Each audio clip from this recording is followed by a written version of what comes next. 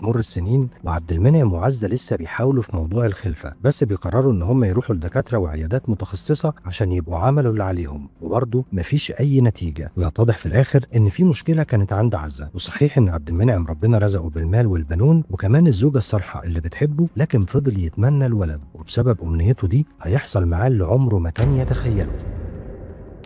عبد المنعم عايز ولد يشيل اسمه، وخلينا متفقين ان التفكير ده ملوش علاقة بمكان او ثقافة، بالعكس هو موجود يمكن في كل البلاد العربية، وده مش معناه ان الراجل بيكره خلفة البنات، وممكن يكون بيحب بناته بس عايز يخلف ولد عشان يكون سند ليه ولاخواته لما يكبر بيه السن. والحقيقة ان التفكير في خلفة ولد في حد ذاته ما فيهوش اي غلط، الغلط انه يكون في ظلم للبنت على حساب الولد سواء في معاملة او حقوق، واللي ساعات بتوصل للميراث. المهم ان عبد المنعم ومراته هيصبروا ويحاولوا ويفضلوا سنين، لكن لسه مفيش نصيب، وهيعدي على الحال ده 15 سنة. وكان في الوقت ده بيسافر كتير لاسكندرية، مش بيسافر بمعنى انه يومين او حتى اسبوع وبيرجع، كان معظم شغله هناك. كانت اقامته ما بين اسكندرية وسوهاج، واثناء اقامته في اسكندرية هيتعرف على بنت صغيرة عندها 16 سنة اسمها فاطمة، يعني تقريبا من عمر أميرة بنته. فاطمة اهلها كانوا ناس محترمين وسمعتهم كويسة، وكانوا ناس بسيطة وعلى قد حالهم، وعبد المنعم في الوقت ده كان سنه 42 سنة، وبرغم فرق العمر بينه وبين فاطمة الا انه اعجب بيها وعايز يتجوزها ويتقدم لاهل فاطمه ويطلب ايديها منهم. والحقيقه ان الجزء ده بالاخص انا مش قادر افهمه، لان فرق السن ما بينهم كان 26 سنه بس. لحد هنا المشكله ما كانتش ازاي هيقنع اهل فاطمه، لان لو حضراتكم فاكرين ان اقناع اهل فاطمه كان صعب، فاقناع عزه كان اصعب بكتير.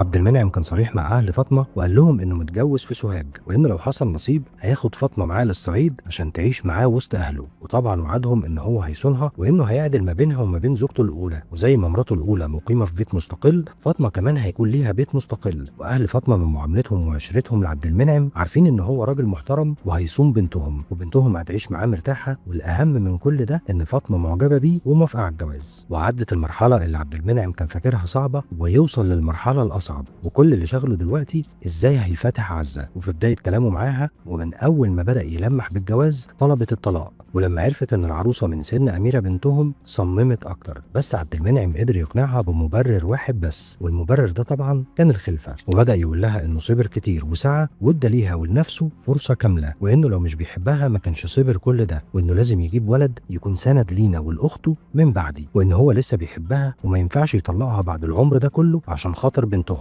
ورغم ان عزة كانت شاكه انه هيتجوز فاطمه لانها اكيد اصغر واجمل منها، وانه اكيد بيدور على تغيير والمتعه، فعبد المنعم اكد لها ان مش ده هدفه وانه عاوز الولد وبس. وهنا بيوعدها ويتفق معاها بوعد واتفاق كانوا بدايه القضيه.